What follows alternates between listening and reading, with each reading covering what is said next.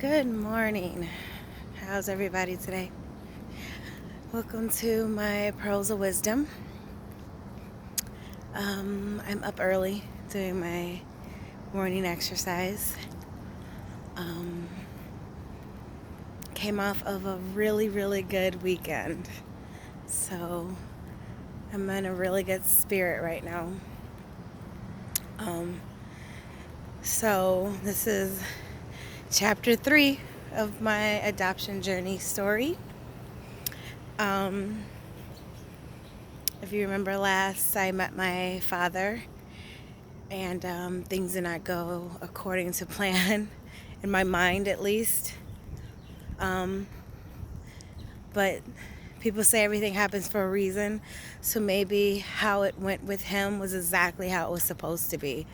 Whether I liked it or did not like it, maybe it was exactly what I needed. So, it is what it is. Well, I met my mom, and it went completely different. Completely.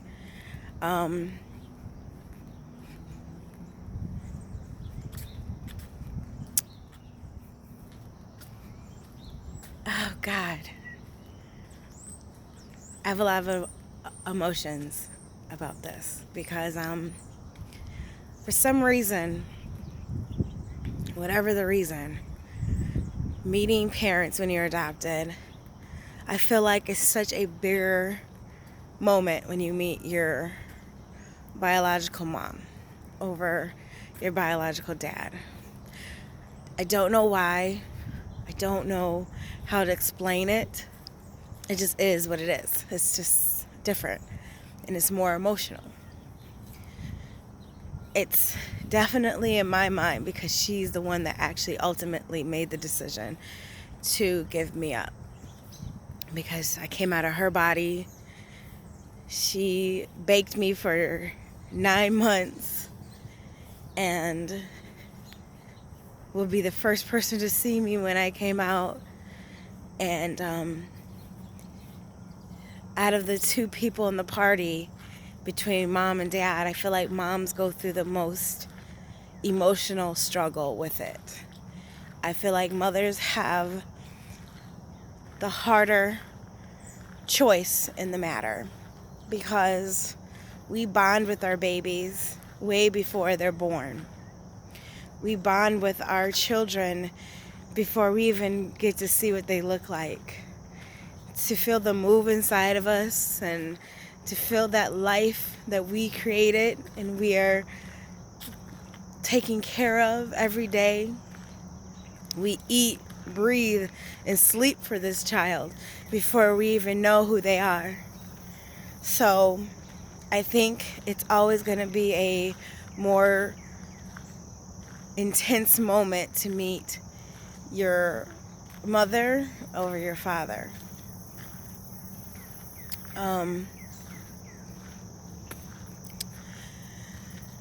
With that being said,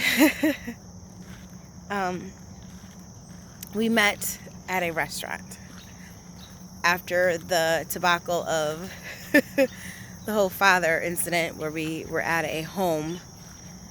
I thought that a restaurant would be a more appropriate place to meet because usually people are a little bit more chillaxed in public and things usually don't get as intense because we don't want people in our business and you don't want to make a scene. So I figured if it's going to go bad, it's not going to go as bad as it did before. But it went completely the opposite. Like it was so different. I was nervous. I got to the restaurant probably like 10 minutes earlier just to be able to pick the right table out. I wanted to be able to face the door. I didn't want them to be able to sneak up on me. Like, it was just like all these things that were going through my head. Like, I had to have control over the situation as much as I possibly could because I was so nervous that this was the only way that I was able to you know, calm myself was to feel like I had more control over the situation. I had more control over how the interaction may or may not go. That was crazy to think I could do that, but for me, it made me feel better. So I saw when they pulled up, because I was in front of the window, and I didn't see her yet. I only saw my brother get out the car first, and I knew that on the other side of that wall, where I could not see the driver's seat, was her. My heart was like in my butt. Like, I was so nervous. Oh God, I was so nervous. He came in first, and my sister and my mom were nowhere. And I kind of was like looking at him like, where is she? And he was like, are you nervous? And I was like, yeah. He's like, don't be nervous, sis. It's going to be fine. You're going to be fine.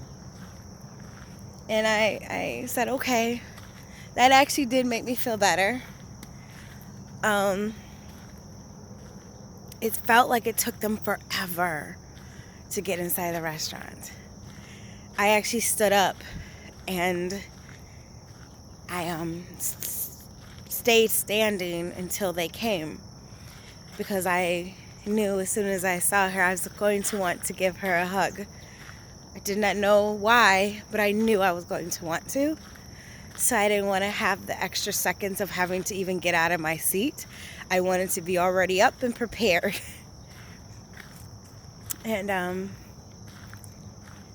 she came walking through the door.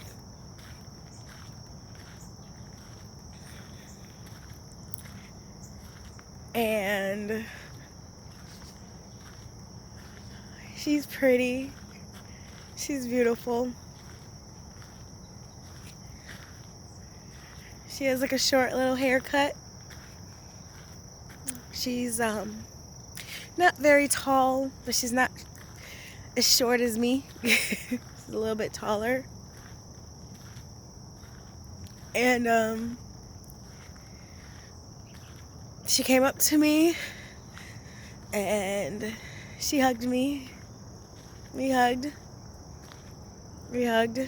I think I squeezed her really tight. Very tight. It's kind of hard to let her go, to tell you the truth. But I did.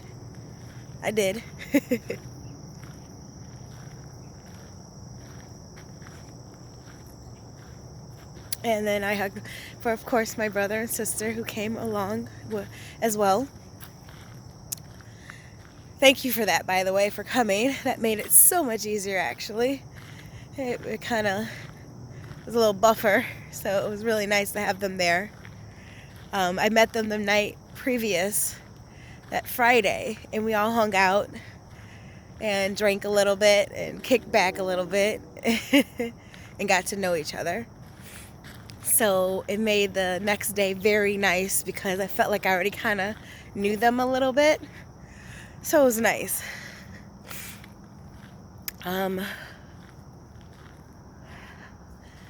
Anyway,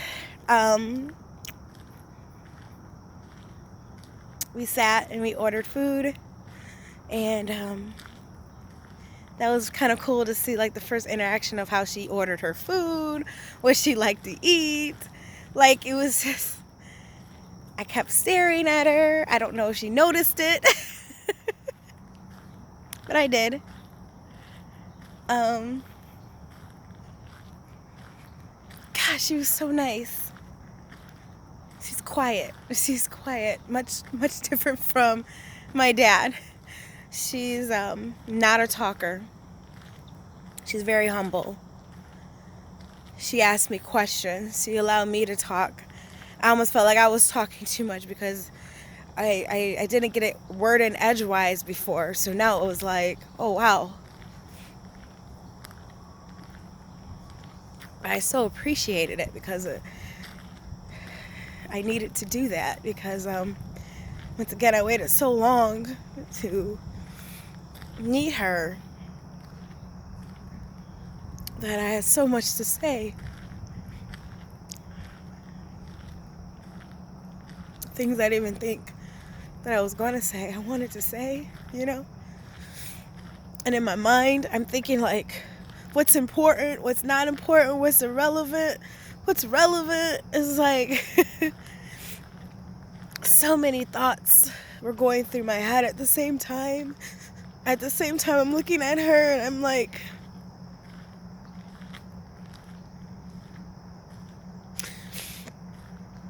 you're my mom.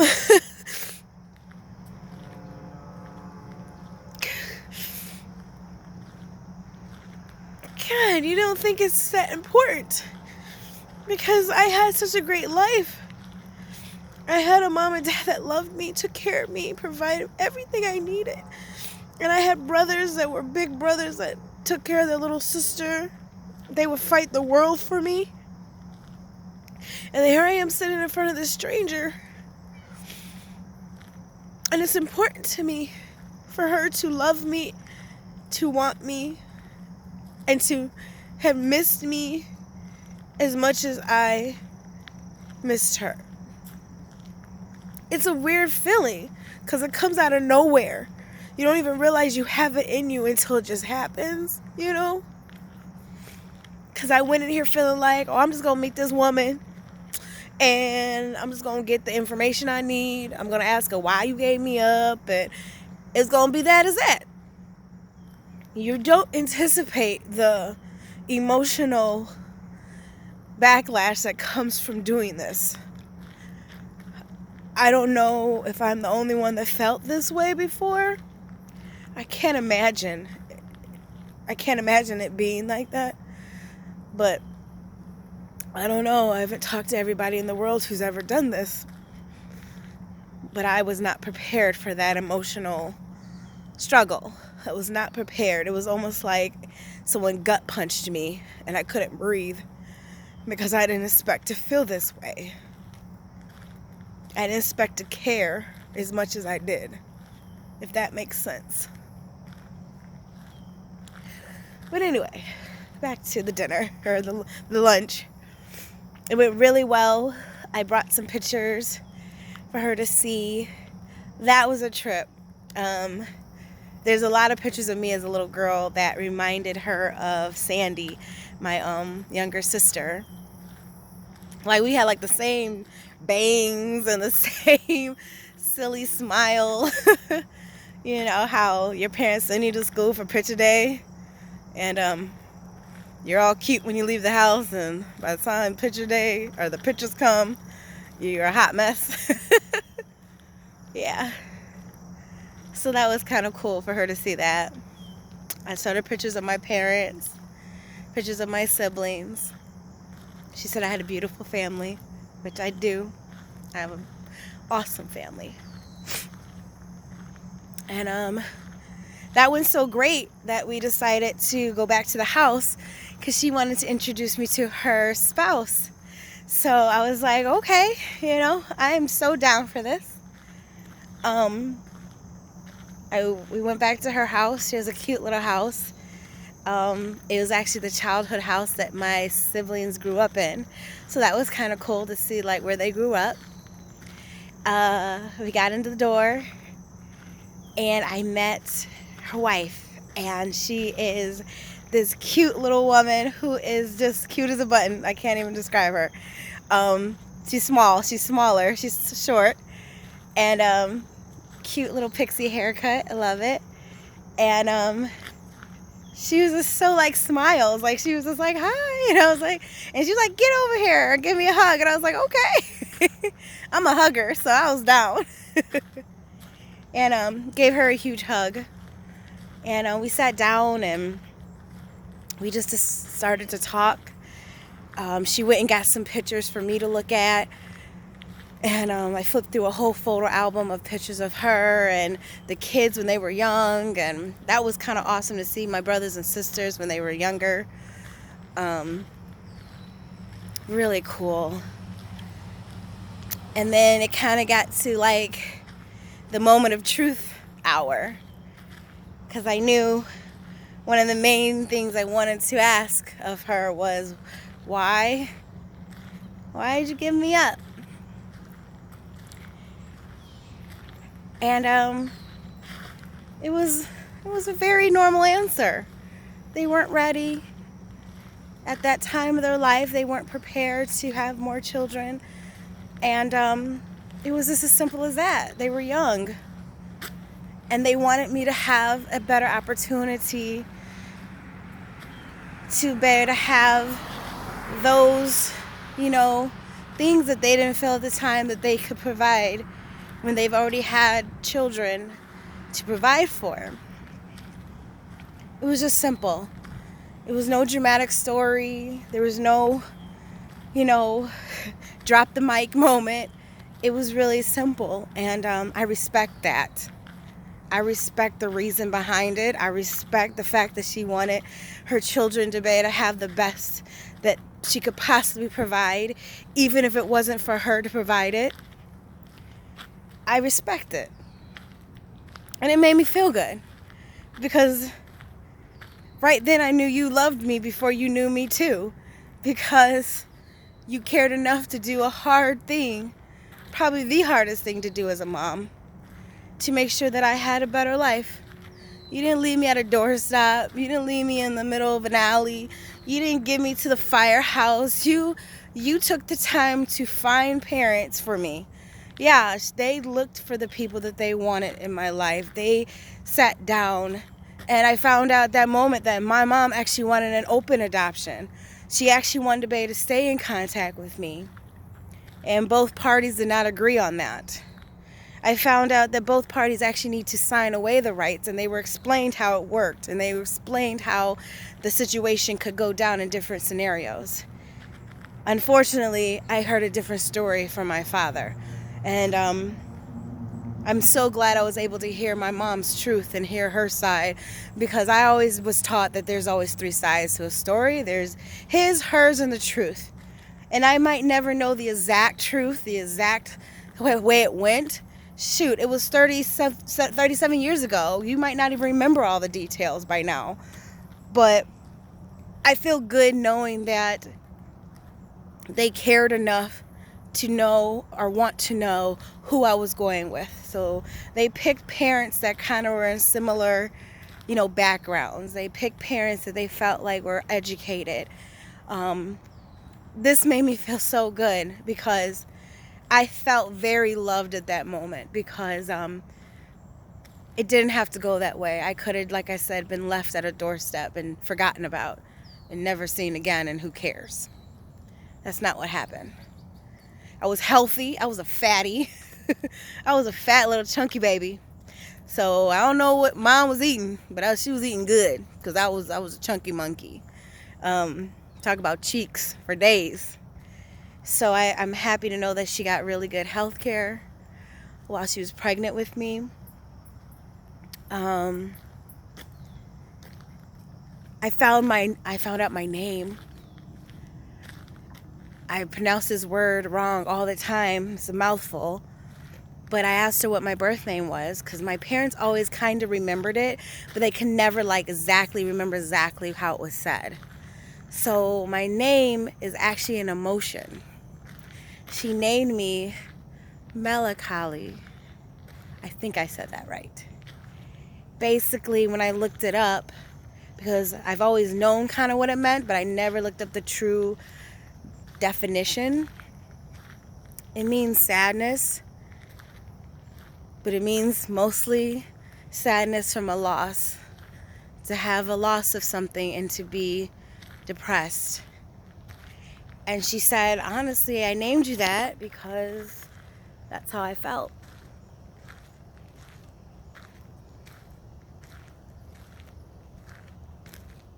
That's kind of cool. Horrible name for a little girl. But a really awesome reason why I was named that. Because she was losing me. And she was sad.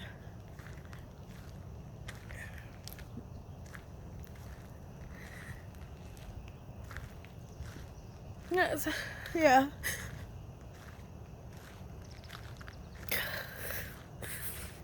God want to cry anymore. But when she told me that, I was like, wow, that's deep. That's deep. And real. Like, honestly real.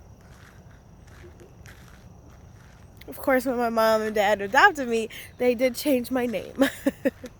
Needless to say, I'm happy that I'm not that name, because I would not want to be known as the depressed person. But, like I said, I understand. And, that was like an awesome fact about me. And I appreciate her telling me, because she could have kept that to herself. And she could have never shared that intimate part of her life to me. And she did. And I really appreciate that, because the first thing that you are in life is your name.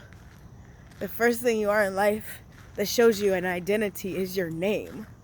When you meet someone new for the first time, the first thing you guys ask is, what is your name? And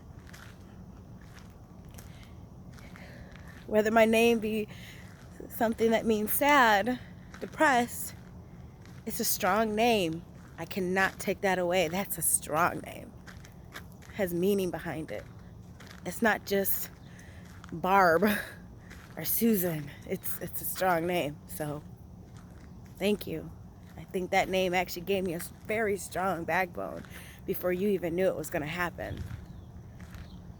I've overcome a lot of obstacles in life. And I've had that emotion many times. And I've always been able to rise above it.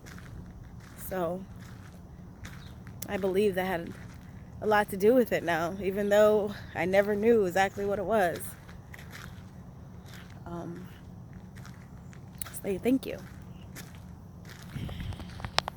She also shared with me my biological brother's name, the other child that she gave up for adoption about a year later after I was born. That is my next part of my journey. I have a few more siblings to meet in person. So far, I've only met 4 out of the 9. So I am on the hunt. I'm on the hunt for my baby brother, and I'm on the journey to meet my other siblings. There's 4 more out there that I know about, and 1 that we have to find. And I am determined I'm going to find him by any means necessary. So I have his name. I'm just making sure I have the correct date of birth at this time. And I know the hospital that he was born in. And I know his mom. So I'm hoping with those pieces of the puzzle, I can find him. It's really important to me that I do. It's really important. Because if he can walk away with the excitement and the joy that I have right now in my heart for knowing who I am and where I come from, and having all my family that I never even knew I had, if I can give him that, that would be a good day. So, wish me luck. Wish me luck. That's my pearls of wisdom for today. Hopefully I have a part 4, and that means I found him. Until then, bye.